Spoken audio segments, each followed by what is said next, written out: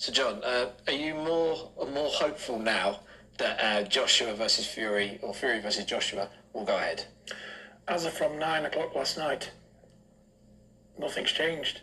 I know they're working the backside off to get this over the line, but it's proven to be a difficult one for Eddie Hearn. He's gone to all four corners of the world trying to sell this fight.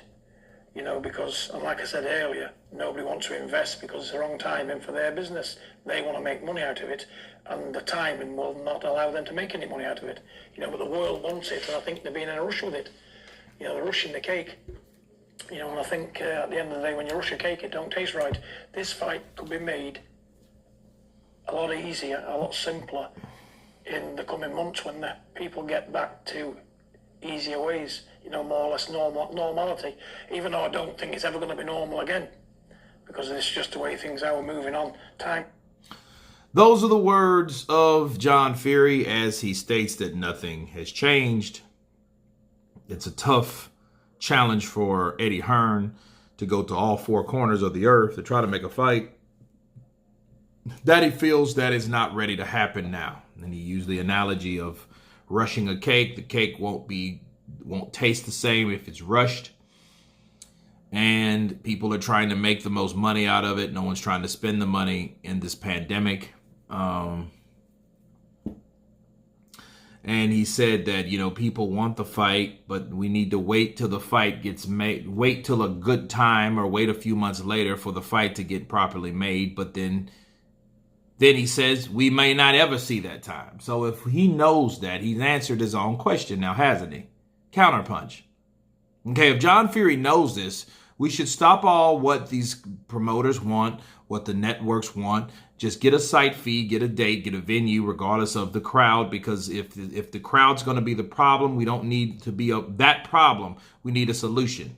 Okay, and the answer to that is you're going to have to go with a limited crowd or no fight right now. That's it. But anyway, let's continue. Change, people change. But at this moment in time, there's nothing changed. There's rumours, lots of rumours, but nothing set in stone as of from 9 p.m. last night. So have you spoke to Tyson recently? Where's his head at with all of this? We're used to it.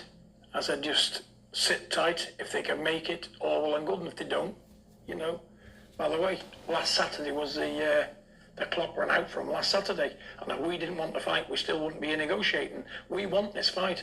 We're going to give him every opportunity to put this fight on in June or July.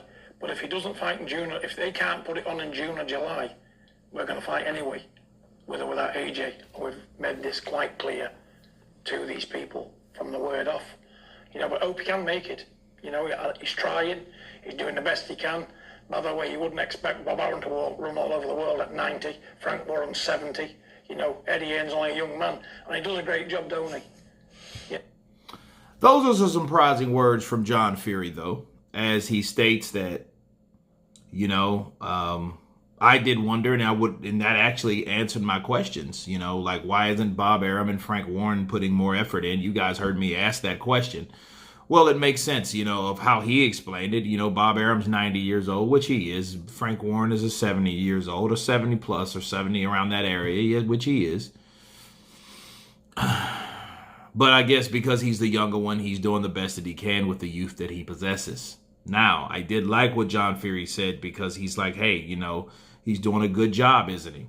Well, that's good. I'm glad that someone is starting to wake up, or someone, not even wake up. I'm glad someone's starting to show respect for the hard work that this guy's putting in. It's not easy doing all this shit, talking to certain people, trying to talk them out of their money in order to put on a boxing duel.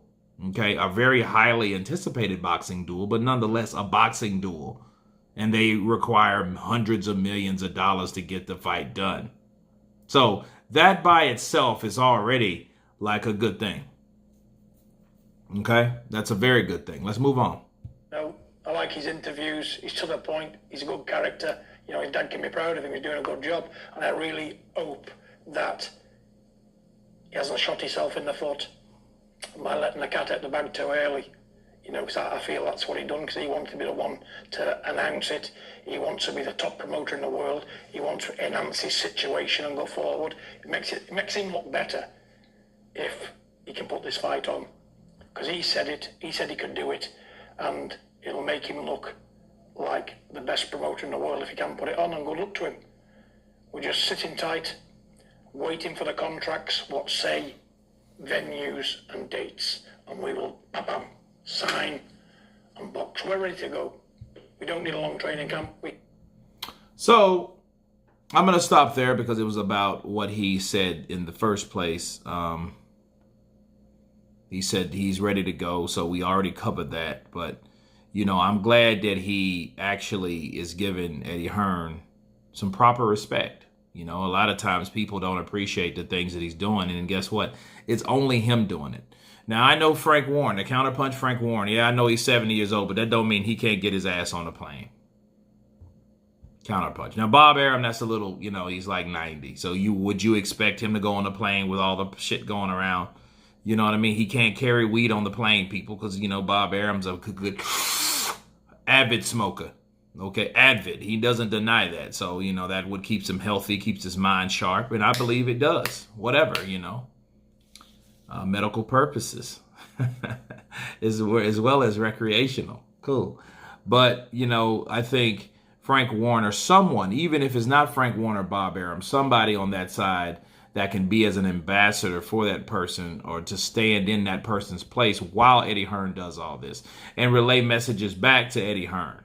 But I think Frank Warren should have his ass in the air too, and they should get together and properly try to make this fight happen without just sitting back and saying what I think some trainer's gonna damn do like Frank Warren did yesterday. That was unacceptable. That shit wasn't cool. But anyway, you guys tell me what you think of John Fury's comments. Of course, please subscribe, and you guys been Counterpunch.